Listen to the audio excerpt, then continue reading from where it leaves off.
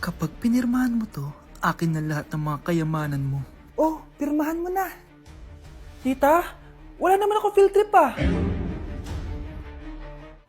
Hindi pa ba sinasabi ng teacher niyo na may field trip kayo? Anak, okay lang. Pipirmahan ko na to para makasali ka sa field trip niyo.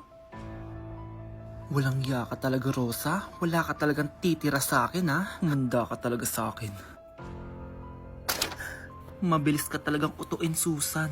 Salamat, Mare. Ramon, napapirma ko na siya. Atin na ang bahay, pera at mga ari-arian niya. Magaling ka talaga, Rosa.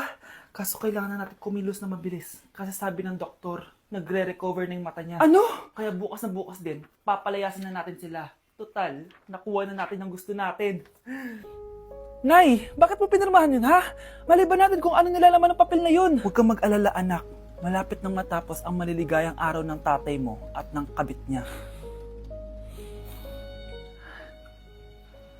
Tita, bakit may dala kang maleta? Aba, syempre. Lilipat na ako dito sa bago kong bahay. Ano? Tay, ano ibig sabihin nito, ha? Nakalagay dito sa papel na pinirmahan ng nanay mo na amin na tong bahay, mga sasakyan niya at ang mga pera niya. Napakahayop nyo! Bakit ang ingay? Ano nangyayari? Nay, kinuha na nila lahat sa atin! Ayan, magsama kayo mag-ina. Ngayong nasa amin na ang lahat, pwede na kayong lumayas. Ramon, magse-celebrate tayo, ha? Ang galing nyo din, no? Ha? Nakakakita ka? Bago kayo mag-celebrate, i-check nyo muna kung pirma ko ba talaga yung nakalagay dyan. Hindi pwede to! Tay!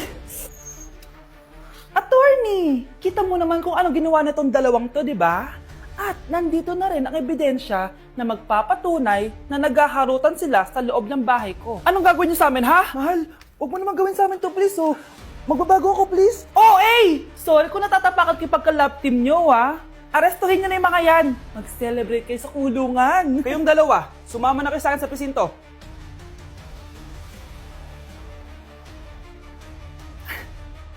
Anak, may bisita ka. Sino po, Nay? Oh, anak, napano ka? Ba't parang nakakita ka ng multo? Wala, Nay. Ma'am, kamusta naman po yung anak ko sa school? Isusumbong ko si Kyle sa inyo, ma'am. Ma'am, bakit? May ginawa ba siya? Yang anak mo kasi. Ano po, ma'am? Napakagaling, oo. Masipag at matalino yan sa school, ma'am. Opo, tama, Nay. Buti naman. Akala ko kasi kung ano na ginagawa nito, eh. Kaso ano, ma'am? May mga kailangan lang ako itanong sa inyo, ma'am, kung totoo ba tong nasa test paper ni Kyle. Patay ako nito. Sige, ma'am. Unang tanong, anong pangalan ng nanay mo? Susan, ang sagot niya. Tama ba, ma'am? Tama naman, ma'am. Pangalawa, ano ang trabaho ng nanay mo? Ang sagot niya, housewife. Tama ba? Oo, ma'am, tama. Okay. Pangatlo, ano ang gustong ginagawa ng nanay mo sa'yo? Pinaglulutuan, binibigyan ng baon. Tama ba? Oo naman, mahal na mahal ko yan si Kyle. Ano ang ayaw na ginagawa ng nanay mo sa'yo? Wala naman nakalagay dyan, di ba, ma'am? Kasi wala naman ako ginagawang masama sa kanya. Ang nakalagay dito ay palaging inuutusan. Pinapalo ng hanger. Anay! Binabato ng kaldero, sinisigawan, minumura, at pinapalayas. Tama ba, ma'am? Walang iya ka, anak. Halika rito! Nay, wag mo! Pinapalo pala kita ng hanger, ha? Halika rito, matatamaan ka sa akin! Nay, test paper lang yan, eh. Ma'am, kumalma ka. Kumalma? Kasalanan mo to, eh. Ikaw una matatamaan sa akin. Sabi ko na kalalayas na ako, eh. Delivery po. Anong delivery? Parang wala naman ako in-order, kuya. Nakasulat po dito, Susan. Kayo po ba yun, ma'am? Oo. Sige, baka nakalimutan ko lang. Nay, ano po yan? Cellphone? Di ba mahal to? Opo, Nay. Paano ka nakabili niyan? Siguro nanalo ng raffle si Nanay. Nay? Oo, anak. Bakit? Nabalitaan niyo na ba, Nay? Uso yung mga scammer ngayon. Totoo ba? Grabe na talaga ngayon, anak. Sabi sa nakita ko, Nay, nang scam daw siya ng mamahaling cellphone gamit ang credit card ng ibang tao. At ito pa yung malala, Nay. Nang scam daw din siya ng pera. Delivery po. May delivery ata, anak. Delivery po. Ikaw na naman, kuya. Susan po ulit, ma'am. Wala naman nga ako in-order. Wala akong magagawa dyan, ma'am. Sa'yo nakapangalan, eh. Sige na po, una na ako. Ano na naman laman neto? Pera? Ito ba yung sinasabi ni Scarlett na galing sa scam? Pero bakit sa akin nakapangalan? Anong gagawin ko dito?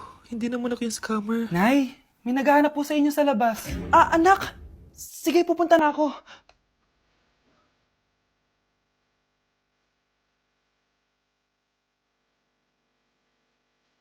Hello po. Ano pong kailangan nila? Kayo po ba si Susan, ma'am? May natanggap po kasi akong report na kayo daw po nangi-scam. Scammer? Hindi ako scammer, ah. Ma'am, sa'yo nakapangalan ng mga parcel. Kaya sumama ka na sa amin. Hindi nga ako scammer! Ikukulong ka na namin. Huwag niyo ko ikulong! Hindi ako scammer! Itigil niyo na yan! Hindi si nanay ang scammer. Pero nasa bahay na to, ang totoong scammer. Breaking news! Mag-end of the world na mamaya! Mag-end of the world na! Mga anak! Sabihin niyo na sa akin lahat ng mga sikreto niyo!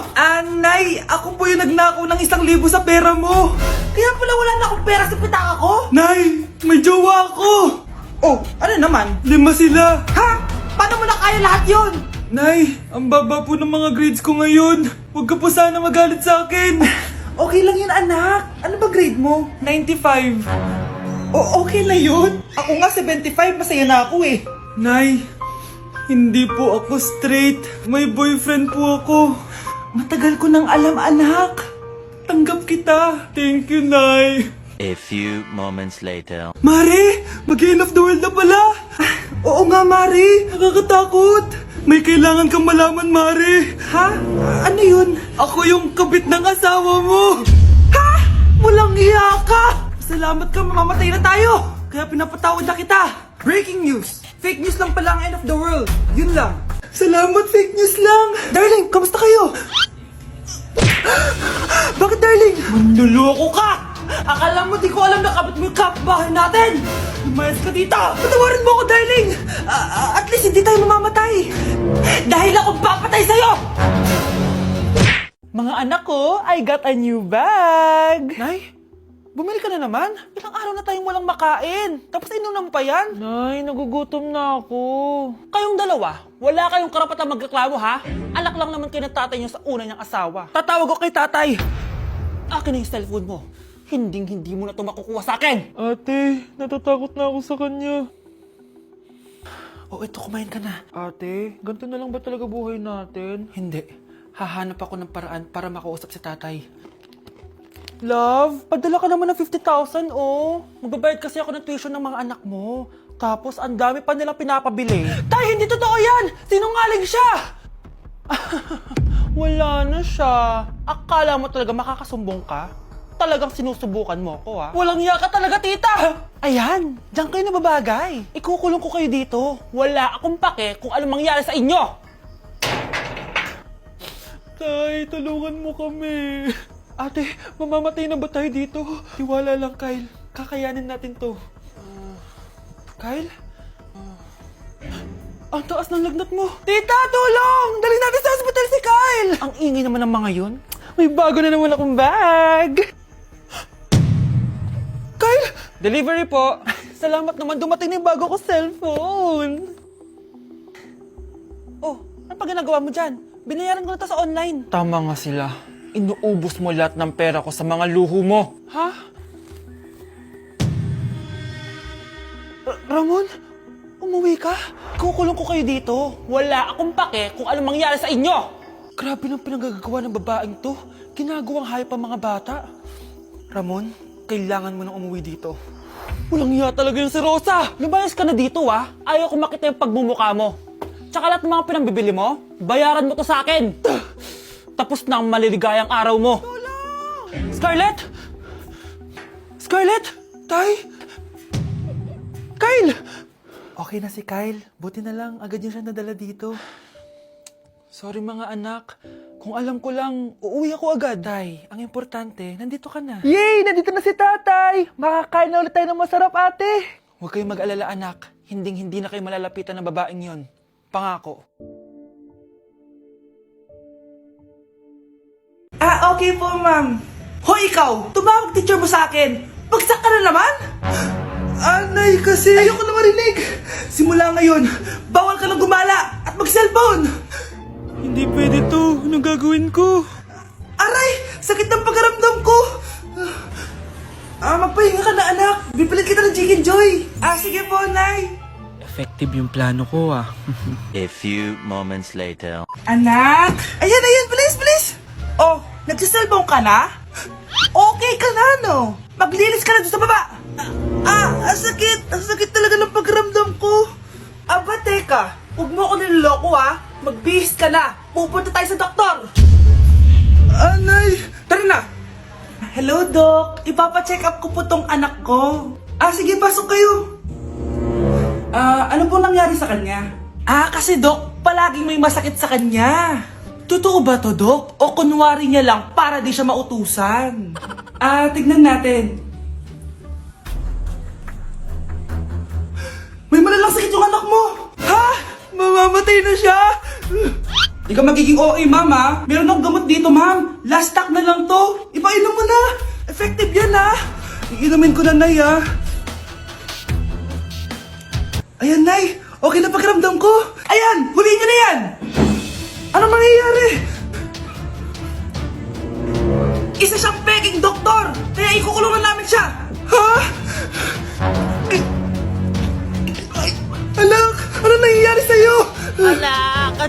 Ay, expired na pala yung gamot. Walang iya ka!